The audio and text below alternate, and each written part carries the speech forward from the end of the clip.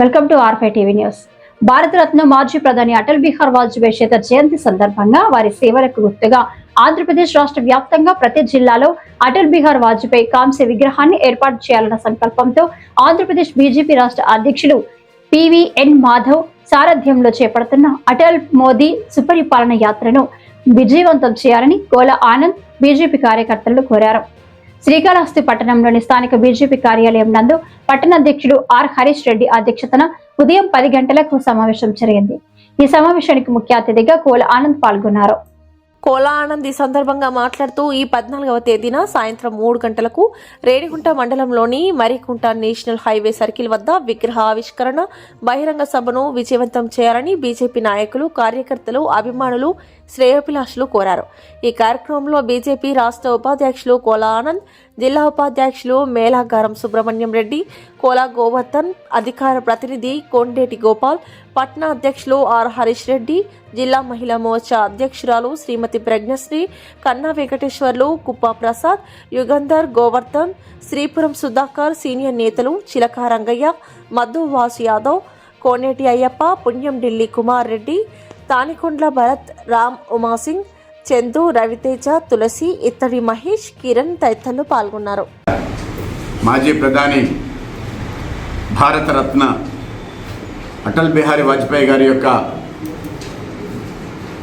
జయంతి ఈ మాసం డిసెంబర్ 25వ తారీఖున ఆ యొక్క జయంతిని పురస్కరించుకొని 100 సంవత్సరాలు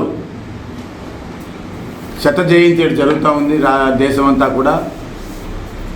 ఈ యొక్క 100 సంవత్సరాలు పురస్కరించుకొని ఆంధ్రప్రదేశ్ రాష్ట్ర అధ్యక్షులు పివిఎన్ మాధవ్ గారి యొక్క నాయకత్వంలో ఈ రాష్ట్రమంతా కూడా 26 జిల్లాలకు సంబంధించి 26 విగ్రహాలను ఏర్పాటు చేశారు. అది ఈరోజు 11వ తారీఖున ధర్మవరం నుంచి అటల్ మోదీ సుపరిపాలన యాత్ర ప్రారంభమవుతోంది. అటల్ ఆశయం మోదీతోనే సాధ్యమనే నినాదంతో, అంటే అటల్ బిహారీ వాజ్పేయి గారు ఆయన ఏదైతే ఆశలు పెట్టుకున్నారో, ఏదైతే కళలు కన్నారో అవన్నీ కూడా ఈ దేశానికి 3 పర్యాలు ప్రధానమంత్రిగా ఉండి మిగిలిపోయిన ఆశయాలు ఏదైతే అన్నీ కూడా ఈరోజు నరేంద్ర మోడీ గారు పూర్తి చేస్తున్న పరిస్థితి మనం చూస్తున్నాం. మరి అన్నీ ఈ దేశంలో ఉన్నటువంటి నేషనల్ హైవేసు ఒక ప్రపంచ స్థాయిలో ఏవో అమెరికానో, ఓ జపానో, ఓ సింగపూర్ ఏ స్థాయిలో ఉంటాయో ఆ స్థాయిలో ఆ రోజుల్లోనే ఆయన ప్రధానమంత్రి ఉన్న రోజుల్లో మరి వాజ్పేయి గారు తీసుకొచ్చారు. మరి అవన్నీ కూడా ఆ రోజు పూర్తయినవి, తర్వాత పూర్తి కానాటివి కూడా మరి ఈ 10 సంవత్సరాలు 11 సంవత్సరాల్లో నరేంద్ర మోడీ గారు పూర్తి చేస్తున్నారు. చిరస్థాయిగా ఈ దేశ ప్రజల గుండెల్లో నిలిచిపోయినట్టు ఒక మహోన్నతమైన వ్యక్తి, మచ్చలేని నాయకుడు. ఎంత ఎతికినా కూడా ఆయన రాజకీయ జీవితం ఇంతంటే ఇంత మచ్చ లేకుండా ఎవరి వల్ల కూడా సాధ్యం కాదు. ఇంత మచ్చ లేకుండా పరిపాలన చేసి ఈరోజు భారతరత్నగా మరి ఈ భారతదేశ ప్రభుత్వం ఆయనకు అత్యున్నత పురస్కారం ఇచ్చారు.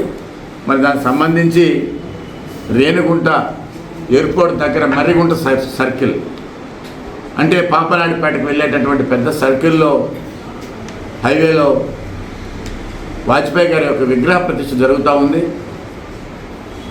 ఈ మాసం 14వ తారీఖున ఆదివారం సాయంత్రం 3 గంటలకి ఈ యొక్క విగ్రహ ఆవిష్కరణ బహిరంగ సభ.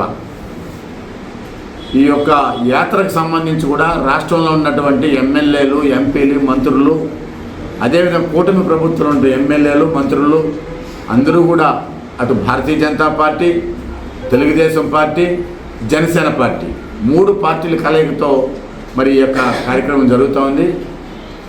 మన వాజ్పేయి గారి విగ్రహాన్ని ఆవిష్కరించే కార్యక్రమం జరుగుతూ ఉంది. ఎందుకంటే డిసెంబర్ 25 ఆ జయంతి రోజు అమరావతిలో కూడా వాజ్పేయి స్మృతి వనాన్ని మన రాష్ట్ర ముఖ్యమంత్రి వర్యులు శ్రీ నారా చంద్రబాబు నాయుడు గారు ప్రారంభిస్తున్నారు.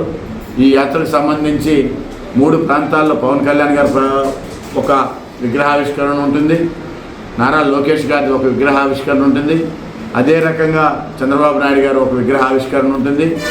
మనకి అనగాని సత్యప్రసాద్ గారు ఈ జిల్లా ఇన్ఛార్జి మంత్రివర్యులు, అదే రకంగా మన అధ్యక్షులు పివిఎన్ మాధవ్ గారు, ఇంకా స్థానిక శాసనసభ్యులు మన సుధీర్ రెడ్డి గారు కావచ్చు, ఇంకా మిగతా నియోజకవర్గంలో ఉన్నటువంటి శాసనసభ్యులు అందరూ కూడా ఈ కార్యక్రమంలో పాల్గొంటున్నారు.